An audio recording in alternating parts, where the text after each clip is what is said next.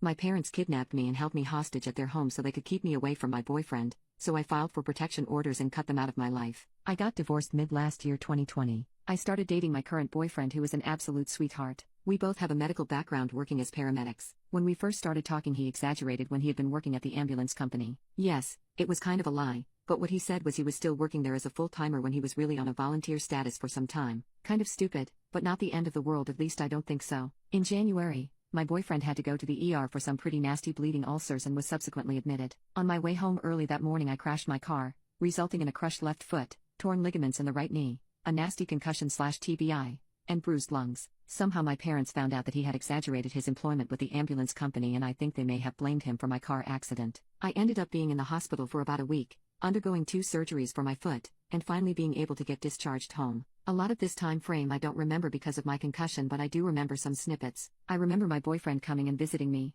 helping me bathe, get up to use the restroom, which is incredibly hard with both legs not working, and so on, making sure I was comfortable and everything. My mom would come and visit me a couple of days during this time period and start telling me that my boyfriend was lying to me about a lot of random stupid stuff, and started planting these lies in my head when she knew I was compromised mentally. My boyfriend and his 2 kids had been living with me and my daughter up until this point. I initially wanted to come home to all of them for my healing process, which is still ongoing almost 5 months later. My parents barged into my apartment and kicked him and his 2 daughters out of my apartment, telling my complex that I wanted them out and I had specifically asked them to take care of it. I did no such thing. Since we were in the process of adding my boyfriend and the girls to my lease, this ended up in a near eviction for me and I had to go to my parents to rehab. A whole nother story, but it was hell. My parents had me block my boyfriend, and I didn't get the chance to see him again until nearly 3 weeks after I was released from the hospital, at which point I was able to talk to him and clear up all the lies my parents told me he had fed me. I realized that they had been the ones telling me lies. Now my parents have been assisting my boyfriend's soon-to-be ex-wife. They have been in the process of divorce for over a year,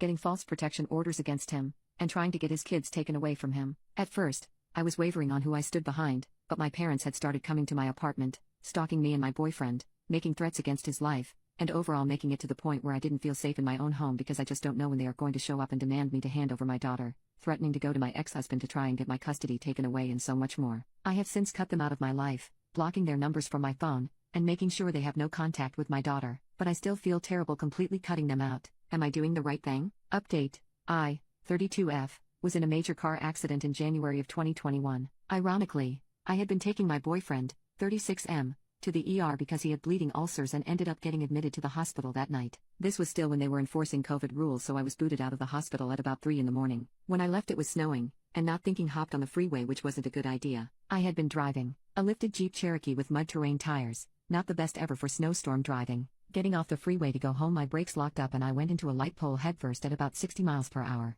My Jeep did not have airbags. That was dumb. Needless to say, my car was totaled and I had to be extracted from the car by the fire department. This whole time I had been blacking out and losing consciousness, and I still get random flashes of I don't have all my memories from that night or several months after the accident. I got sent to the nearest trauma center, which was the same hospital I had just left. The nurses felt pretty bad about kicking me out. I ended up with a moderate to severe TBI, broken under my left eye, hairline fractures on my skull on the left side, bruising behind my ears, and black eyes. I had also cut open the inside of my mouth, had multiple lacerations all over my face. I broke my driver's side window with my face, broke and bruised some ribs, had hairline fractures in my spine, broke my right wrist, my right knee and my left foot, which required 2 surgeries, and I still need approximately 3 more. Needless to say, I was not doing great. I had recently gotten divorced the previous year and think that my entitled parents decided that my accident was my boyfriend's fault. I had to stay in the hospital for a total of 12 days, in which case the mild family drama exploded into a severe family inferno. As I got closer to being released, all I had wanted to do was go home to my boyfriend and our kids. He had 2 previously and I had 1. My entitled mother decided that wasn't what she wanted.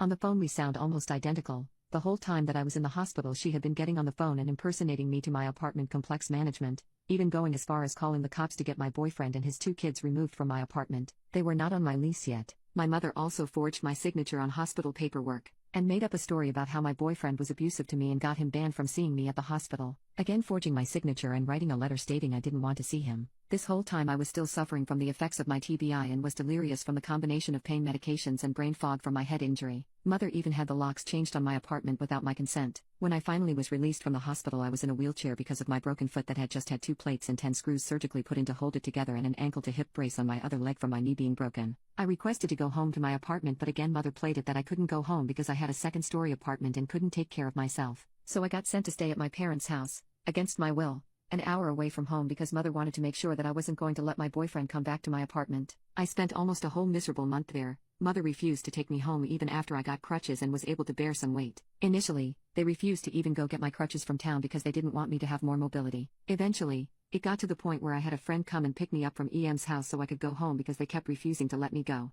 As I gained clarity in my mind and was taken off the intense pain medication, I was able to start rectifying the situations that mother made a huge mess of in my life, but I'm still trying to recover in some areas. I didn't find out until much later when medical bills started coming in that mother had called my boyfriend's health insurance company, impersonating me, and had me removed from his insurance. It took months of calling and badgering and footwork on my part to get the situation figured out and have the insurance pay for what they were supposed to pay for. It almost caused me to go bankrupt. At the same time, mother signed me up for minimal health insurance coverage through the state that I had no idea I was enrolled in until I got a bill later stating that I back owed fees. Needless to say, I eventually completely cut both mother and my father out of life after finding out how much they tried to control and how much they messed my life up. I ended up getting protection orders after they tried to break into my house, stalked me, and sent family and friends over to harass me. This whole incident was the straw that broke the camel's back. There was quite a bit of retaliation on their side that threw my life into a total tailspin ever since, but I'm sticking to my guns and not backing down. More information. My mother did tell me eventually what she had done with my insurance and how she changed it, but by that point, it was too late and I was scrambling to try and rectify the situation and get as much covered from my hospital stay as possible.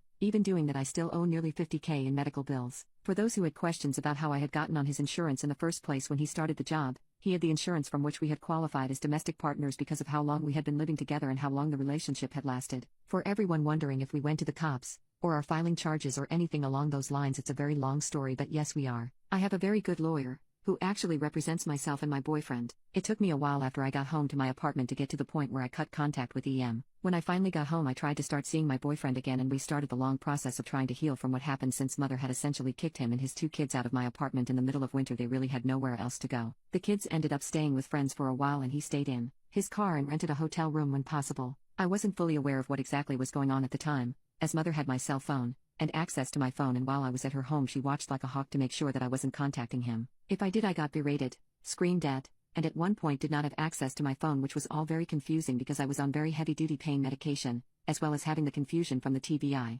After I had made it back to my apartment and started to have more contact with my boyfriend, my mother escalated, staying at my apartment even though I told her I was fine, showing up randomly, and eventually getting so angry that I refused to cut contact with my boyfriend that she threatened to unalive him. That was when I grew a slight backbone and decided that it just wasn't going to get better. At that point, I filed for protection as well as my boyfriend, who copied my paperwork. When the first protection orders got dropped because we didn't have enough evidence, she had gotten a lawyer at this point, but we did not because we couldn't pay for a retainer, and this was before I had gotten smart enough to install cameras and a call recorder on my phone. My mother went to the city's prosecutor's office and told them that she wanted to press charges of perjury against my boyfriend. This is where the friendship with the prosecutor started, and it was very hard for us to get anything to stick because mother was getting in with our local PD and the prosecutor. Yes, they ended up going after my boyfriend and not me. Yes, that is selective prosecution. Yes, it is very illegal. At this same time, my mother and father are retired and have nothing better to do with themselves. They had been in contact with my boyfriend's ex-wife, and at the same time we were getting beaten down with a perjury case. They also helped my boyfriend's ex-wife start a custody battle for his children. They had been separated for some time, but the divorce had been stalled in court for several years at this point. They also filed in small claims court for lawyer and court fees after our first protection order was removed. My ex-husband had been allowing my daughter to see both of my parents still, which I did fight, and which has probably spurred the grandparents' right/visitation case that they filed during the same time. So we have been fighting one thing at a time and collecting all of the evidence that we can. All of the hospital paperwork, especially those that were forged, had to be requested from the hospital. The phone calls to the insurance company needed to be requested, and we needed our lawyer to get those. It wasn't something they were just going to give us, unfortunately. At this point, we have waded through almost all of the court filings my mother had thrown at us, and we are finishing gathering evidence so we can counterattack at this point. At the time, our lawyer was telling us to be patient and gather as much as we could, as when we get through the thick of it we can throw what we have into the system, but we needed and want to have enough to nail them to the wall. From here, there will be counter lawsuits both jointly between myself and my boyfriend and separate lawsuits, as well as submitting what we have for the identity theft. It's a very long process and it takes a lot of time, effort, and money to get things moving. For those of you wondering if me and my boyfriend got back together and how that is going, yes, we did get back together. It didn't take long for me to start realizing what was happening when I wasn't being given the heavy narcotics, and my brain started the healing process from the TBI. It did take time for me to wade through everything that happened and try and recall memories. We did get back together, found a new place, and moved back in together with his 2 kids and my daughter. We have had some hard times, and of course, we are both a little damaged from the whole process, but we both have counseling and are doing well.